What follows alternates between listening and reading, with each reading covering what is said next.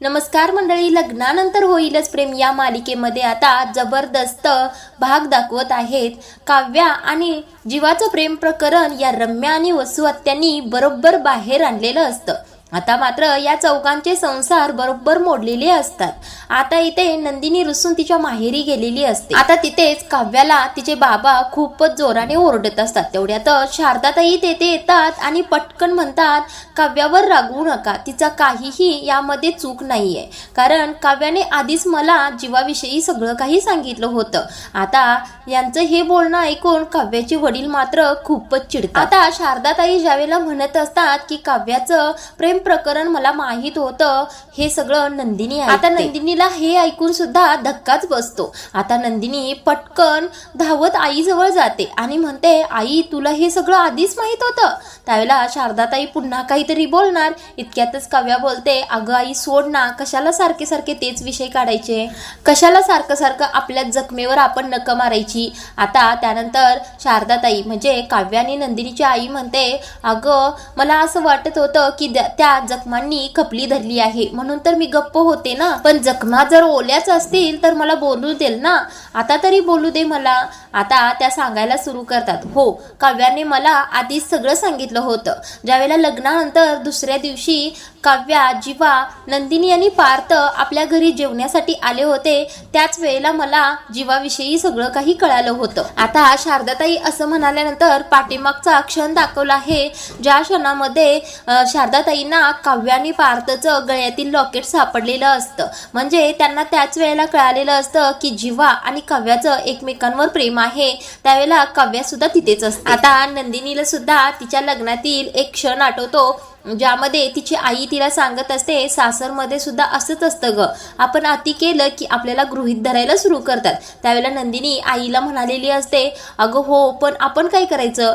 त्यावेळेला ती आई तिला सांगत असते, आपण काही नाही, फक्त येणाऱ्या परिस्थितीचा स्वीकार करायचा. आता नंदिनीला हे सुद्धा आठवतं की लग्ना दिवशी संध्याकाळी आईचा फोन आलेला असतो आणि त्यावेळेला आवर्जून ती काव्याची चौकशी करत असते. मी काव्याला सुद्धा फोन केला होता पण तिने उचलला नाही. नंदिनी, काव्याने नेहमीप्रमाणे तळतळ तर केली नाही ना त्या दिवशी? आता इथे शारदाताई नंदिनीला म्हणत असतात, काव्यावर झालेला अन्याय पाहून माझी काय अवस्था झाली होती माझं मलाच माहित आहे. तू नसता तुझ्या ठिकाणी काव्याला लग्नाला उभं करताना आम्ही दोघांनी तयार केलं होतं आणि ते आठवून मला स्वतःचीच लाज वाटत आहे.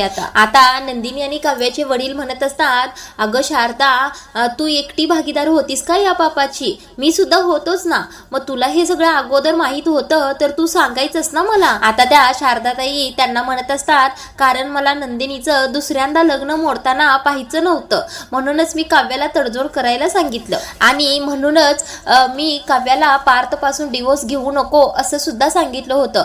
तिने बऱ्याच वेळा आपल्या सगळ्यांना हे सांगण्याचा प्रयत्न केला, खूपच धडपड केली तिने, पण त्याच वेळेला मीच आजारी पडले आणि मी हॉस्पिटलमध्ये ऍडमिट झाले, त्यामुळे तिने कुणालाच हे सांगितलं नाही. आता त्या नंदिनीला म्हणत असतात, जे काही घडलं त्यामध्ये काव्याचा काहीही दोष नाहीये, तुला दोष जर द्यायचाच असेल ना तर मला दे. आता त्या नंदिनीला म्हणत असतात, मला असं वाटलं होतं झाकली मूठ 1.25 लाखाची, म्हणून हे कटू सत्य मी पाताळात गाडून टाकण्याचा प्रयत्न करत होते, पण मला असं वाटलं नव्हतं की हे सत्य राक्षस रूपाने पुढे येऊन माझ्या दोन्ही मुलींचे संसार उद्ध्वस्त करेल. मला असं खरंच कधीच वाटलं नव्हतं.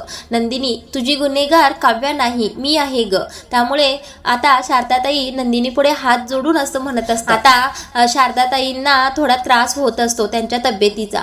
हे पाहून काव्या पटकन पुढे येते आणि म्हणत असते, अगं ए आई, त्रास करून घेऊ नकोस तू, आणि झाल्या गेल्या गोष्टी असू द्यात, तू अजिबात त्रास करून घेऊ नकोस, तुझ्या तब्येतीला सुद्धा जपलं पाहिजे ना. आता आरुषी म्हणते, आई याच कारणामुळे तू त्यावेळेला आजारी पडली होतीस का? तेवढ्यातच ते वडील त्यांचे काव्याचे आणि नंदिनीचे वडील म्हणतात, ठीक आहे बोला, आणि तुम्ही काय काय लपवून ठेवलंय माझ्यापासून, बोला सगळ्यांनी. आता नंदिनी मात्र इतक्या वेळ काहीच बोलत नसते, पण आता ती बोलते आणि म्हणते, मला तर माझी माणसंच अनोळखी वाटायला लागलीत, किंवा मीच त्या लायक नसेन की माझी माणसं माझ्याजवळ मन मोकळं करतील. आता तिची आई तिला म्हणत असते, नंदिनी असं काही सुद्धा नाहीये ग, कारण त्यावेळेला मी अशी पेचात सापडले होते की माझ्याकडे दुसरा मार्गच नव्हता. तुझ्यावर अन्याय व्हायला नको नंदिनी, म्हणूनच मी काव्यावर तडजोडीचं ओझं टाकलं होतं. आता नंदिनी म्हणते, शेवटी काय झालं आई, या ओझ्याखाली दबून विश्वास मेला, नाती तुटली, संसार मोडला. आता नंदिनीचं हे बोलणं ऐकून काव्या पटकन पुढे येते आणि तिचा हात धरते आणि तिला म्हणत असते, ताई नाही ग, असं काही सुद्धा झालेलं नाहीये. अजून सगळं व्यवस्थित होऊ शकतं. अजूनही जन्मेजयचं तुझ्यावर आणि पार्थचं माझ्यावर खूपच प्रेम आहे. हे बघ ताई, मी सगळं काही लपवलं तुझ्यापासून. ही गोष्ट मी खरोखर लपवली तुझ्यापासून, पण सगळ्यांचं हितच होतं ना यामध्ये. सगळं काही व्यवस्थित चाललं होतं, म्हणूनच ही गोष्ट मी तुला सांगितली नाही. इतक्यातच काव्याचे वडील तिच्या विरोधात बोलायला सुरू करतात आणि तू आणि जन्मेजयने जे काही हे केलंय ना, त्यामुळेच हे सगळं काही घडलं आहे.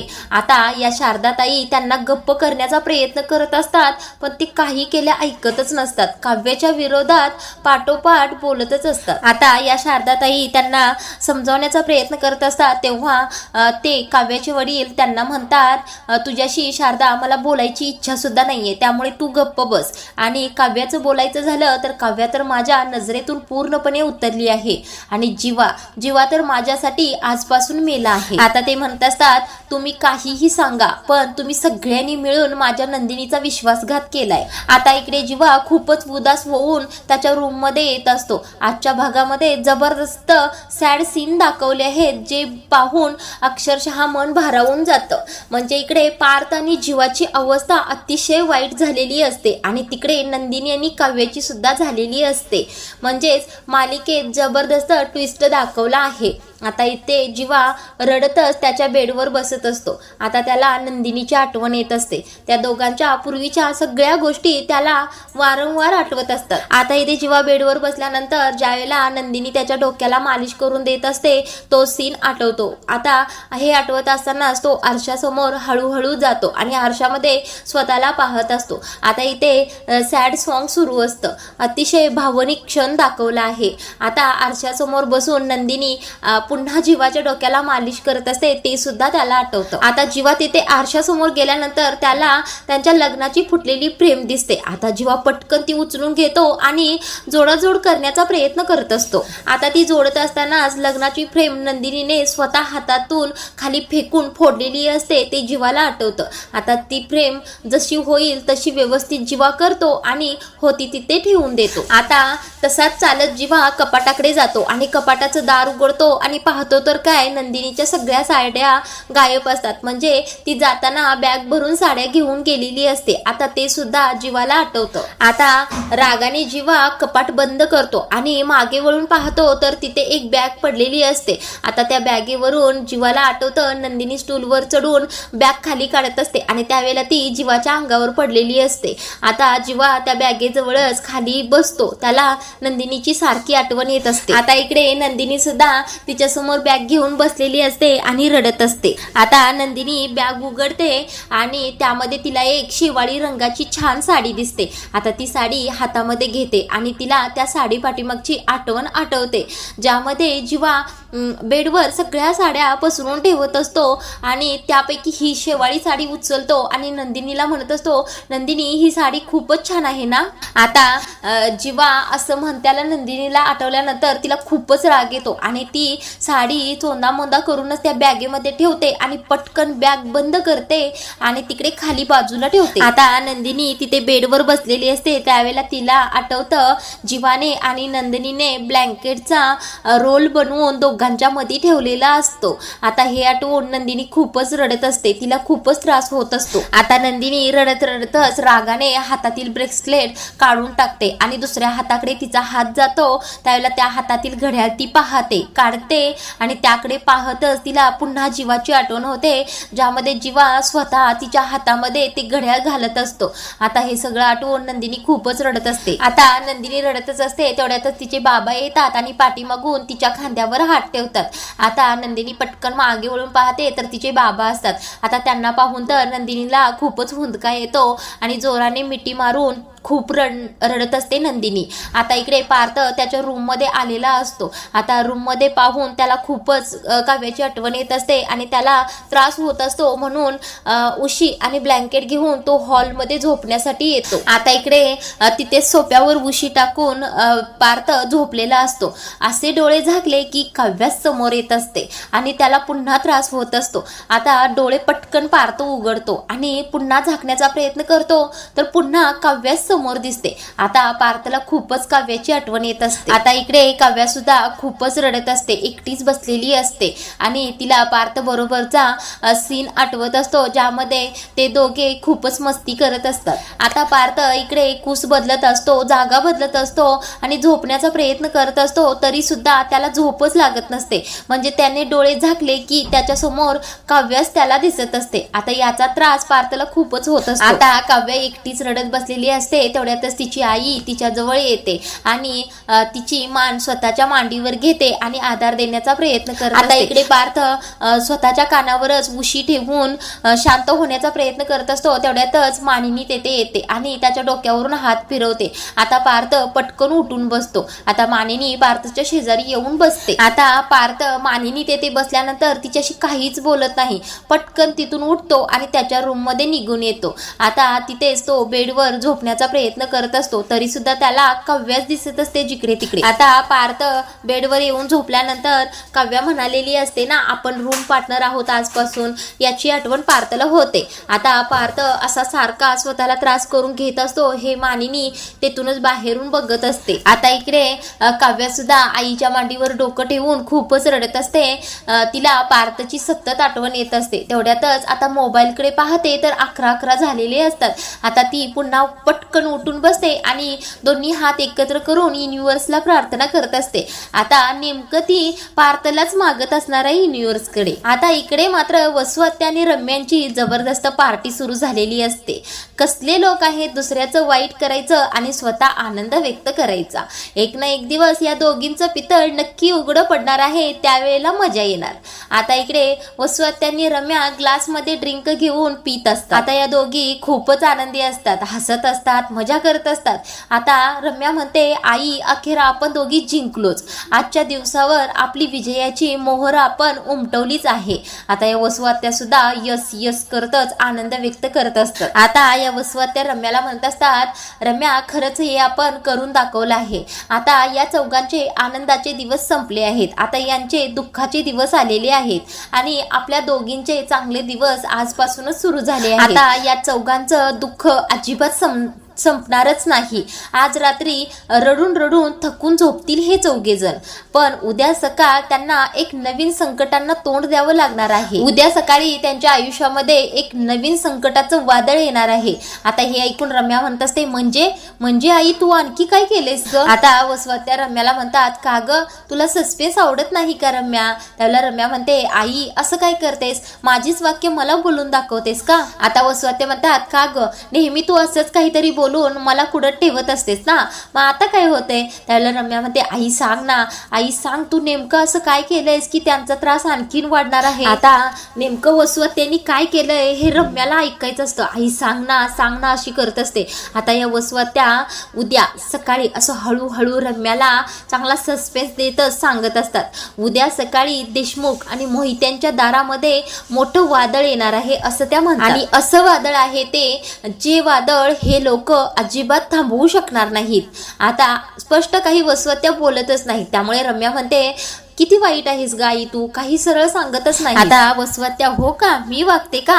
त्याला रम्या म्हणते, हो ना, बघ कशी वागतेस, असं मेलेल्या माणसाला सतत नक्या मारत राहू नये ग. आता वसु आत्या, हो का असं म्हणतात. आता रम्या पुन्हा म्हणत असते, अगं कशी वागलीस त्या दोघांच्या बरोबर? वसु आत्या म्हणतात, दोघांच्या बरोबर? त्यावेळेला रम्या म्हणते, नाही चौघांच्या बरोबर वागलीस. आता कुठे त्या दोघांमध्ये प्रेम भरत होतं?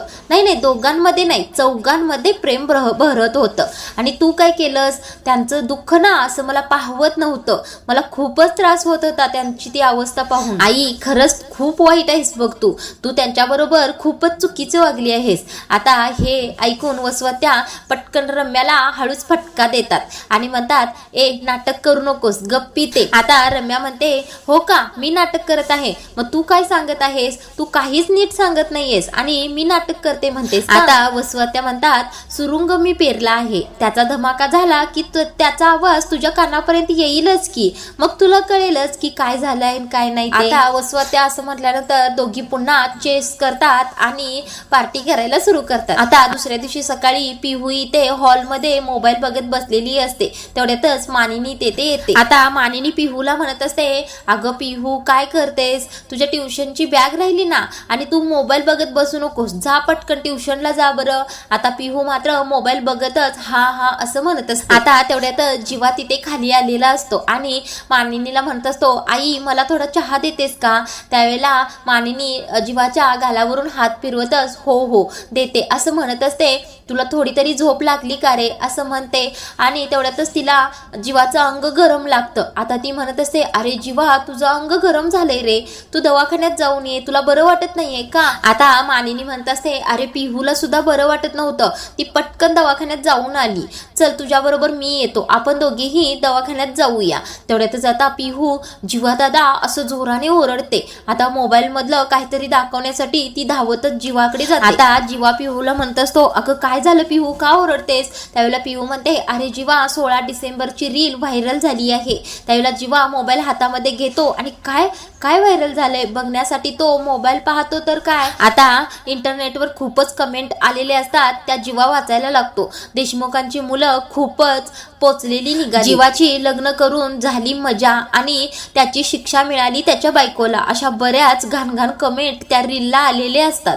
आता या घाण कमेंट जीवा वाचत असतो आणि मानिनी पटकन हातातून मोबाईल ओढून घेते आणि तू हे वाचू नकोस बरं असं म्हणते. आता आजचा भाग इथे संपवला आहे. पुढील भागामध्ये दुसऱ्या दिवशी सकाळी पत्रकार जमा होऊनच पार्थकडे त्यांच्या घरी आलेले असतात आणि पार्थला म्हणत असतात, तुमच्या बायकोचं अफेअर तुमच्या भावाबरोबर होतं, तुम्हाला कसं वाटतंय सांगा ना. आता तेथीलच एक लेडीज पत्रकार पार्थला प्रश्न विचारत असते, तुमच्या भावाने तुमचा विश्वासघात केला आहे हे माहीत होऊन सुद्धा तुम्ही एका छताखाली कसं काय राहताय बरं. आता इकडे काव्यावर बऱ्याच महिला अटॅक करत असतात आणि हिच्या तोंडाला काळं फासा असं म्हणत असतात. आता सगळ्या बायका काव्याच्या तोंडाला काळं फासण्यासाठी जातच असतात. तेवढ्यातच नंदिनी आडवी येते आणि त्या बायकांचा हात धरते. आता पुढील भागामध्ये नंदिनी काव्याची बाजू खरंच घेणार का, तिच्या वतीने त्या बायकांना शांत करणार का, तिची बाजू घेऊन त्या बायकांना परत पाठवणार का, तेच आपण पाहणार आहोत.